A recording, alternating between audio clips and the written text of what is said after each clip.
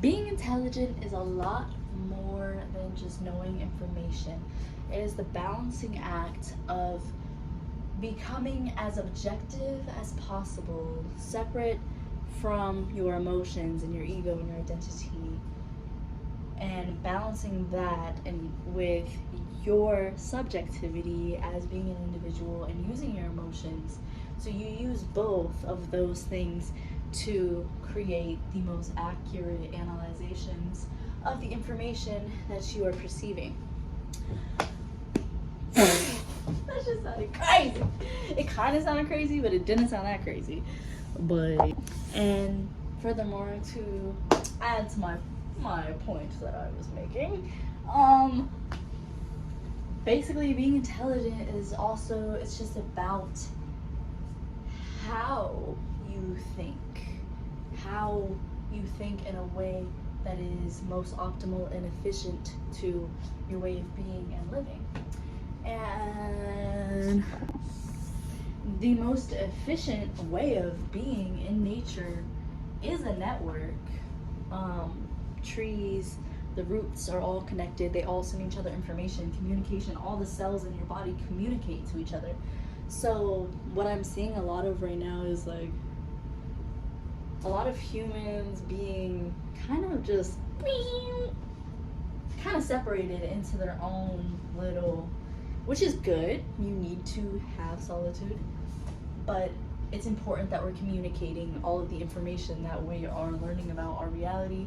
And because the information that you have can help somebody, and then the information that they have can help you, and then y'all both putting your brains together can help the world, and so on. So it's really the most efficient way of being.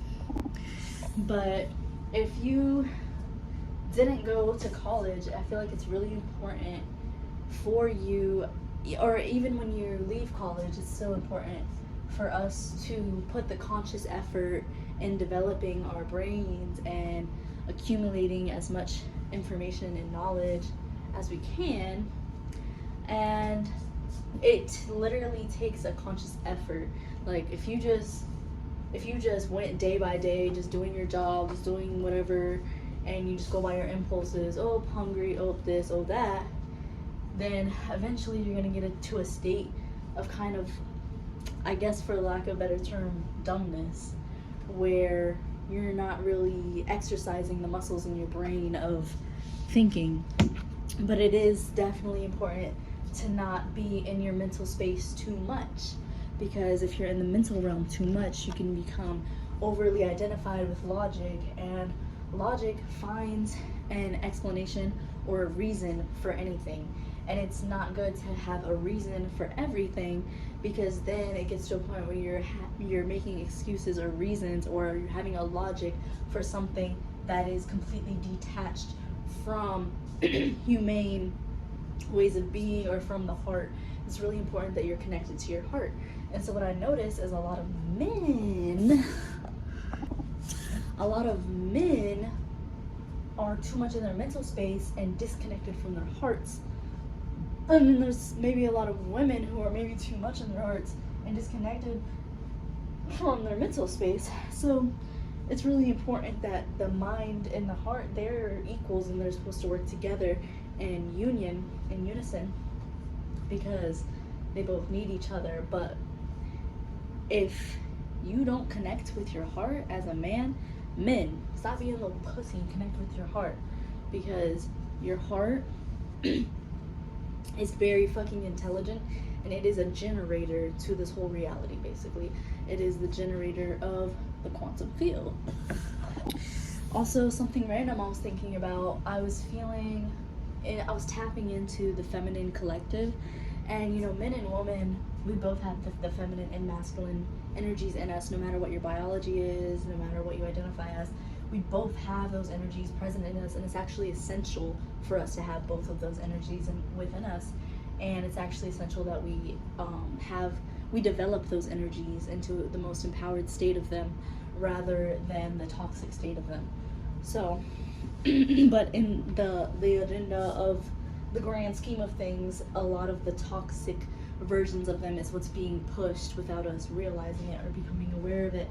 But as I was saying, I was tapping into the feminine collective and in the emotion aspect of it, the emotional aspect of what's going on in the psyche.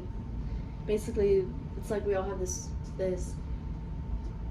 little girl who her whole life, all throughout the history of women, just being belittled, always taking shit, being always being suppressed, always, everybody already knows, okay? Always having to be silenced, always having to please others, please the man, always having to put herself last, whatever.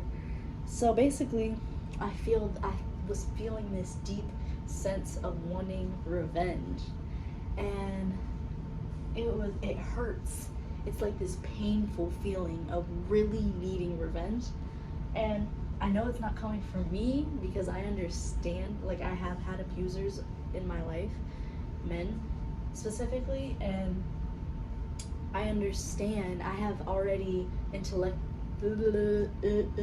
articulated the information from an objective point of view that they were acting from their unhealed state of consciousness. They were basically unconscious and wounded themselves, and so they're acting from their own pain.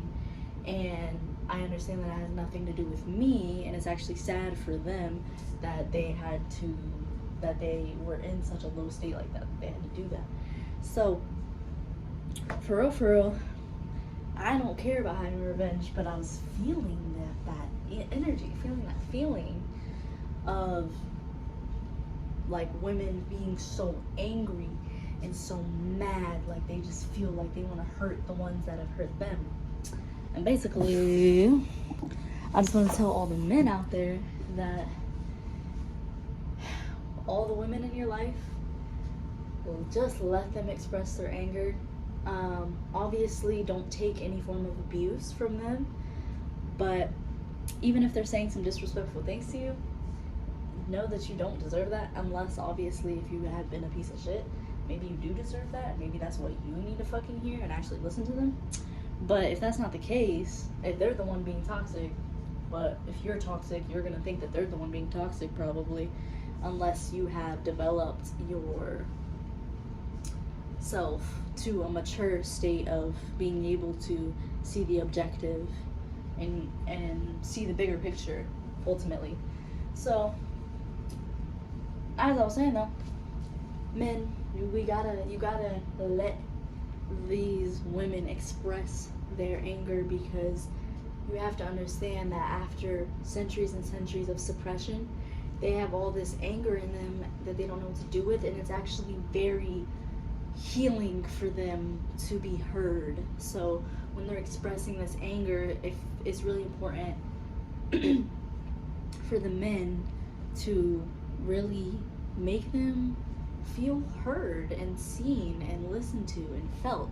They need to feel like you are empathizing with them. And if that's, I understand that that's hard for a lot of men, because a lot of men are disconnected from their heart spaces, and that's not their fault.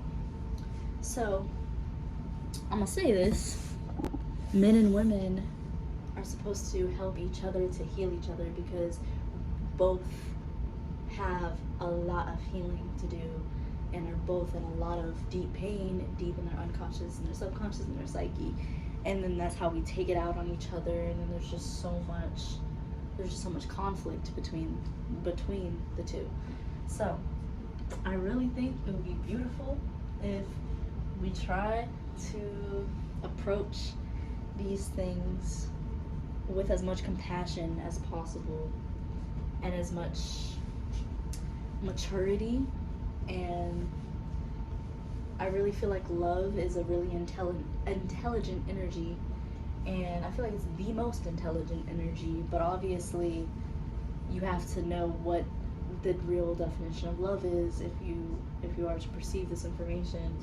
the right way, because some might perceive it as, oh, like love can be naive, it can be stupid, so no, it's not intelligent. But no, true love is very intelligent, and it doesn't just please, it doesn't just people please. It pushes you to grow, to expand, and to do the right thing of what is best for you.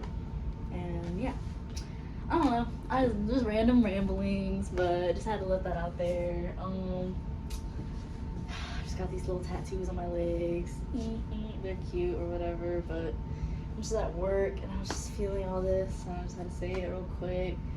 But that's pretty much it, I guess, for now. If anybody's interested in me doing some more random ramblings, I guess, you know what I'm saying, let me know. Hit me up. I guess. Have a wonderful, beautiful, beautiful life.